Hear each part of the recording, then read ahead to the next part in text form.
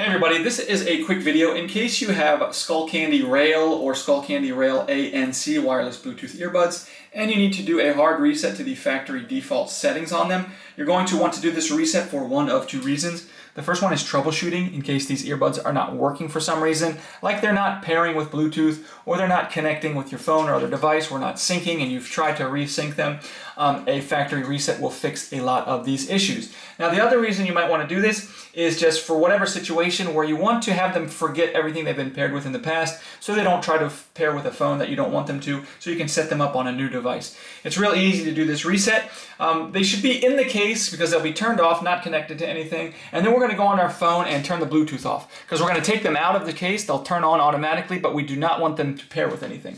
So once they come out, we're just going to find the button on the back of both earbuds and simultaneously hold both of those buttons for 6 seconds, keeping an eye on the earbuds. And when the earbuds both flash purple 6 times, then you hear like a tone. That means that your earbuds have been reset, and then from there they'll automatically go back into pairing mode. You can turn the Bluetooth back on your phone and go ahead and pair them as a new device. If it doesn't fix them and you decide to get a new set of earbuds, I'll put a link in the description to a good pair that I like.